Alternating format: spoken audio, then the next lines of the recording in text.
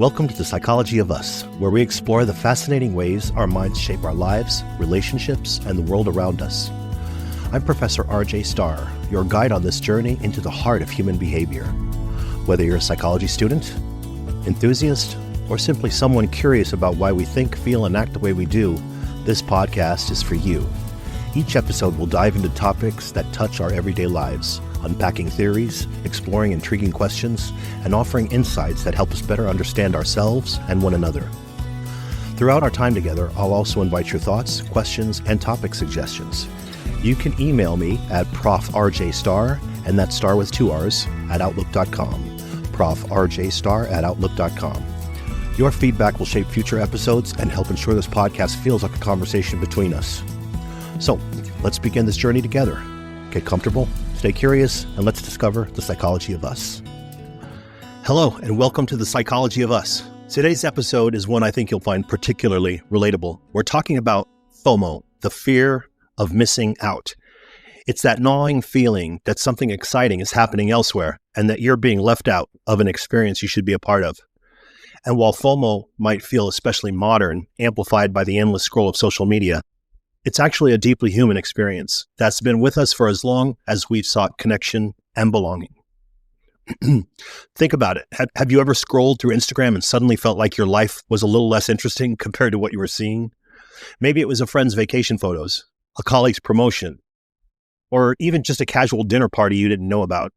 You might have felt a twinge of envy or even a sense of failure, as if your own life just doesn't measure up. If that sounds familiar, you're not alone. And you're definitely in the right place, because today we're going to break down why FOMO happens, how it affects us, and most importantly, how we can navigate it in a healthier, more intentional way. In this episode, we'll explore the roots of FOMO, from its evolutionary origins to its modern manifestations in the digital age. We'll touch on some of the psychological theories that help explain why we feel this way, and I'll share some personal anecdotes that might make you smile, or at least feel a little less alone.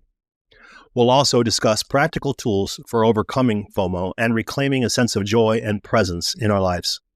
So, get comfortable, maybe pour yourself a cup of coffee or tea, and let's explore the psychology of the fear of missing out together. By the end of this episode, I hope you'll see FOMO not as a flaw, but as an opportunity to understand yourself better and make more meaningful choices. Let's get started. So, where does FOMO, the fear of missing out, actually come from? Why do we feel that deep, often irrational pull toward what others are doing? To understand FOMO, we have to go back, way back, to the days when our survival depended on being part of the group. Picture this. You're a member of an early human community.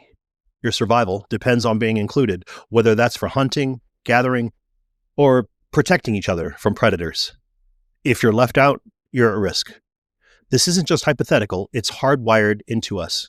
The fear of being excluded wasn't just a social inconvenience, it was a life or death matter. Over time, humans evolved to be hyper-aware of their place in the group, constantly monitoring for signs of inclusion or exclusion. Fast forward to today, and while we no longer depend on a group for physical survival in quite the same way, that deep-rooted fear remains. It's one of the reasons social connections are so important to us. In psychology, this is a fundamental need for belonging, something that sits right near the base of Maslow's hierarchy of needs. Abraham Maslow, if you're not familiar, was a psychologist who proposed that our needs are organized into a kind of pyramid. At the base, at the foundation, we have our physical needs: food, water, shelter. But just above that is the need for connection and belonging. Without it, we feel unsettled, incomplete, and even left out. Social comparison theory also gives us some insight here.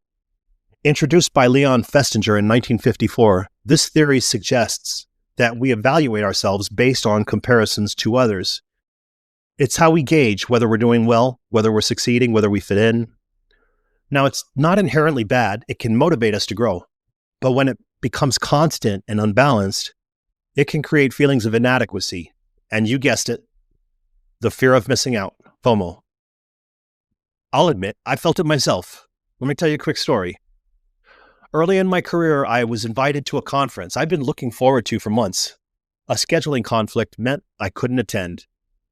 At first, I told myself it wasn't a big deal, but as the conference started and the updates began flooding in, pictures, quotes from keynote speakers, even casual posts about who was networking with whom, I felt a pang of regret and frustration. It wasn't just missing the event itself, it was the feeling that I was missing out on connections, opportunities, and experiences that could have changed the course of my career. That's the thing about FOMO. It's not just about the event or the moment, it's about the story we tell ourselves about what we're missing and how it compares to what we have. Now, this brings us to a modern twist on an ancient feeling. Social media amplifies everything, right? In the past, you might have heard about a party or an event days or weeks after it happened. Now it's real time, with beautifully curated photos and videos that make every experience look perfect.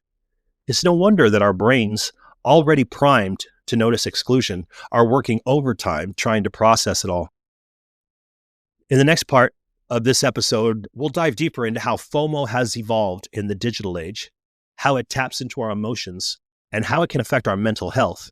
But for now, I want you to take a moment to reflect. When was the last time you felt the fear of missing out? What was it about? And how did it make you feel? All right, let's keep going. Let's talk about how FOMO has transformed in the modern world, because while the roots of FOMO are ancient, the ways it shows up today are uniquely tied to the technology and culture of our time. Social media plays a massive role in amplifying this fear of missing out. It's like throwing gasoline on a fire that's already burning within us. Think about it. Platforms like Instagram, TikTok, and Facebook are designed to showcase the best moments of people's lives. You're not seeing someone's laundry pile or their tough day at work. You're seeing the vacation sunsets, the perfectly plated brunches, the career milestones, the engagements, the parties, the new outfit. It's a highlight reel of everyone else's life, and it's relentless. Psychologically, this creates a phenomenon called upward social comparison. Essentially, we're more likely to compare ourselves to people we perceive as better off than us. Their lives look shinier, more successful, more fulfilled. And even if we know logically that social media is curated, that it's not the whole picture, our emotional brain doesn't always get the memo. I remember a time not long ago when I fell into this trap myself. A colleague of mine was posting updates from a research trip overseas. Every day, there were photos of stunning landscapes, insightful cultural observations, beautiful people, and captions about the professional connections they were making. Meanwhile, I was at home grading papers and dealing with a broken dishwasher. I couldn't help but think, why am I not doing something like that? Am I falling behind? This is what social media does so well. It creates a constant sense of comparison, a nagging worry that you're not measuring up, and an underlying fear that if you don't act now, you'll never catch up. But here's the kicker. What I wasn't seeing in those posts was the stress of planning the trip, the missed flights, the waiting times, or the hours of work that went into making it all happen. I was comparing my behind the scenes to someone else's highlight reel. Research backs this up. A study by Przybylski and colleagues in 2013 examined FOMO in the context of social media and found that the more people use these platforms, the more likely they are to experience the fear of missing out. Social media creates a perfect storm by giving us constant updates, curated content, and the illusion that everyone is living their best life 24/7. But it's not just social media. FOMO is woven into the fabric of our culture. Think about the way we market experiences. Everything from concerts to vacations to limited edition products comes with a sense of urgency. Act now, don't miss out. These are not just phrases, they're strategies. Companies know how to tap into our psychological wiring to create demand, and FOMO is a powerful motivator. There's also the issue of instant gratification.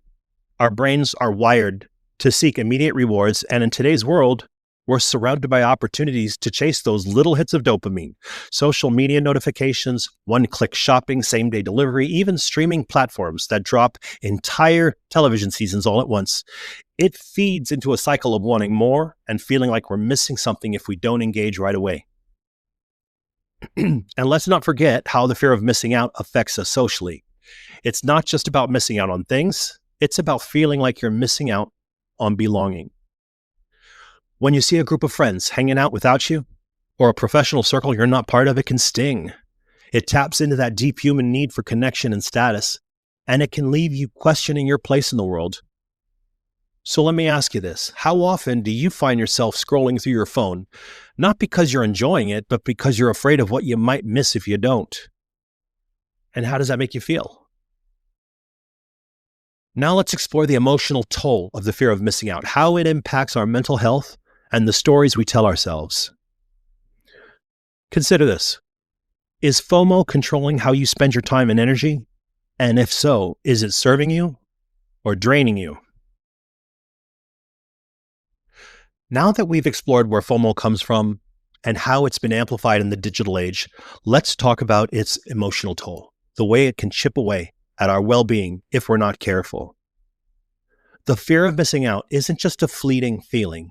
It's not just that little pang you get when someone's vacation pictures or pop up in your feed, or you hear about an event that you weren't invited to. For many of us, especially in a world so saturated with social media, FOMO can become a constant companion, lurking in the background of our daily lives. And over time, it starts to erode our mental health in some subtle but powerful ways. First, let's talk about anxiety. FOMO often feeds into a heightened state of anxiety, an unease that we're missing out on something important, or that our life somehow doesn't measure up to those around us. This isn't just occasional nervous thought. It's a persistent worry that we're not living life to its fullest, that we're stuck while everyone else is moving forward. This kind of anxiety can be paralyzing. If you constantly feel like you're falling behind or missing opportunities, it can become harder to enjoy the present moment. Your mind is too busy racing, thinking about what's next, what you should be doing, or where you should be, rather than appreciating what you have right now. It creates a constant tension between the here and now and some idealized future or alternative reality. And here's the thing about anxiety. It's often fueled by unrealistic expectations. We start to believe that if we could just get to the next big event or milestone, everything else will fall into place. This mindset ties into the cognitive distortion known as catastrophizing. This is when we exaggerate the significance of what we're missing and convince ourselves that our lives will be permanently worsened because of it. We think, if I don't go to this party, I'm never going to make friends. Or if I don't get this promotion, my career is over. Or if I'm not married by 30, I'll never meet someone. But as we all know, those feelings of inadequacy don't just stay in our minds. Over time, they seep deep into our self-esteem.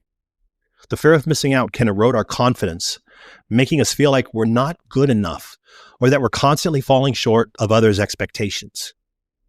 And if we're always comparing ourselves to others, we lose sight of our own unique journey, our own achievements, and the value that we bring to the world.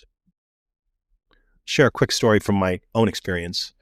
There was a time when I was so wrapped up in the idea of what everyone else was doing, whether it was a colleague's promotion or a friend's perfect vacation, that I started to feel like I wasn't accomplishing enough. I began to doubt my own progress, even though I had plenty to be proud of. I'm an introvert naturally, and I'm a homebody as well. So I really enjoy and get charged on being at home and living a low-key life. But when I see all of these posts and everything else and everything that's going on, I began to compare myself to that. We forget that other people's successes and other people's experiences do not diminish our own. They simply represent different paths, different personalities, different experiences. But the emotional toll of FOMO isn't limited to anxiety and self-doubt. It can also lead to feelings of isolation and loneliness. Think about it. When you're constantly worried about what others are doing without you, it creates a disconnect between you and the present moment, between you and the people around you. You might find yourself distancing from real, meaningful connections because you're too focused on what you're not a part of. This is where the fear of missing out intersects with social isolation. It's not just about missing events, but about missing out on the deep sense of connection that we're all yearning for. And if that weren't enough, let's talk about how FOMO impacts our mental well-being in the long run. Research has shown that chronic feelings of exclusion, whether real or perceived, can lead to higher levels of stress, depression, and even feelings of helplessness. This emotional weight can make it harder to enjoy the things we have, to feel content in the life we've built, and to find true fulfillment in our own experiences. So let's pause here for a moment and reflect. When was the last time the fear of missing out caused you to feel anxious, inadequate, or even lonely? How did those emotions affect your thoughts, your relationships, or your sense of self-worth? If you're nodding right now and feeling that familiar weight, know that you are not alone, and it doesn't have to stay this way. In the next part of this episode, we'll explore some practical tools to help you break free from the grip of the fear of missing out, to reframe those feelings, and to start living more intentionally. But for now, take a deep breath and recognize that FOMO does not define who you are. It's just a feeling that we can work with, learn from, and ultimately transform. All right, now that we've unpacked the emotional toll of FOMO, let's turn our attention to how we can overcome it. The good news is that just as the fear of missing out is learned and shaped by our experiences, it can also be unlearned and reshaped.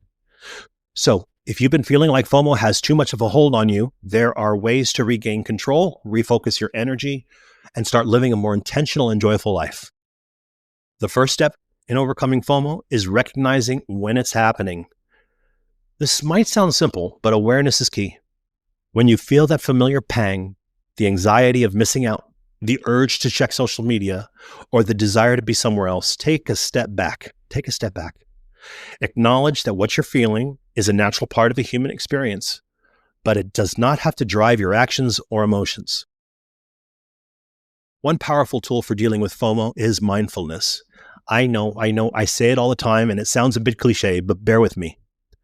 Mindfulness is the practice of bringing your full attention to the present moment without judgment. When FOMO strikes, it's easy to get caught up in thoughts about what you don't have or what you're missing. Mindfulness can help you pause, breathe, and bring your focus back to what you do have right now. It's about finding contentment in the moment rather than constantly chasing after something better. I use mindfulness myself to manage my own FOMO. I remember once I was scrolling through social media and saw a group of colleagues at a conference I wasn't able to attend. I immediately started feeling anxious and left out. But instead of spiraling out and getting all twisted, I decided to put the phone down, close my eyes, and take a few deep breaths. I focused on the feeling of the chair beneath me, the sound of the wind outside, and the simple act of breathing. In that moment, I grounded myself, reminded myself of my own worth, and let go of the comparison. It wasn't easy, but it was effective. The more we practice this, the easier it becomes to shift our focus away from what we're missing out on and back to what's right in front of us. Another helpful strategy is cognitive reframing. You see, the fear of missing out often comes from a place of scarcity, a position of lack. This idea that there's only so much joy, success, or opportunity to go around and it has to happen right now. We start to think, if I miss this event, I'll never get another chance. If I don't do this thing now, I'll fall behind. Reframing helps us flip that narrative and see abundance instead of scarcity. Instead of focusing on what you're missing, focus on what you're gaining by choosing to stay present. If you miss one opportunity, another will come. And in the meantime, the life you're living right now has its own rewards. Let's take a moment to reflect on this together. Think about a time when you had to make a choice. Maybe to skip an event, a party, or to prioritize your own needs over something else. How did you feel afterward? Did you feel regret? Or did you feel a sense of relief and empowerment, knowing that you made a choice that was right for you? This brings us to the concept of JOMO, the joy of missing out. JOMO is a concept that's been gaining popularity lately, and for a good reason. It's the opposite of FOMO. Instead of feeling left out, JOMO invites us to embrace the freedom that comes with saying no to things that don't align with our true needs or desires. It's about giving ourselves permission to step away from the hustle and bustle of trying to keep up with everyone else and just enjoy our own company, our own lives, and our own choices. You see, there's a power in setting boundaries. We live in a world that constantly demands more from us, more time, more attention, more energy. And FOMO often leads us to say yes to things out of fear of missing out or disappointing others. But in reality, the most meaningful experiences in our lives often come when we set healthy boundaries, say no to the distractions, and focus on what truly matters. Let me share a quick story. A few months ago, I decided to take a break from social media for a month. It wasn't about quitting or avoiding the world. It was about reclaiming my time and my peace. During that time, I spent more time reading, engaging with friends and family, reflecting on my own work. What I found was that without the constant pull of notifications and comparisons, I was able to enjoy a deeper sense of joy and presence. That month wasn't about missing out. It was about embracing a life that felt more authentic and in tune with my own values. It was a refreshing reminder that sometimes less is more. Finally, let's talk about real connections.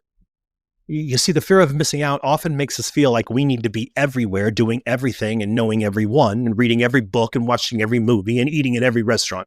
But real joy comes not from a wide network of activities and acquaintances, but from deep, meaningful connections. Focus on building relationships that nourish your soul, whether that's family, close friends, or a community that shares your values.